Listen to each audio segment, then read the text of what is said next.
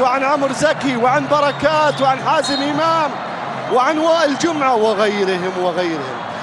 كرة ملعوبة الآن عالية وعرضية، سلام! النقص يولد القوة عند المصريين. المنتخب المصري لا ينقص بل يزداد قوة. المصريين يتقدمون الآن عن طريق حمدي فتحي ليعلن عن تقدم الفراعنة عن أبناء مصر، عن أول أهداف المباراة، عن الزعامة الإفريقية يتحدث، عن ريادة النجوم أتكلم، عن الماضي الكبير، عن حضارة السنين، عن أمجاد اليوم، عن نظرة المستقبل. المصريين هم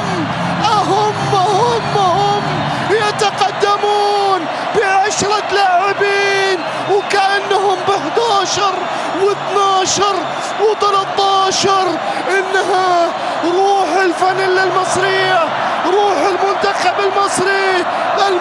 المصري. يا سلام يا تريزيجيه على صناعة، يا سلام يا قبر على قبر قلوبهم، يا سلام يا فتحي على افتتاح النتيجة. هي قمصان المنتخب المصري تتقدم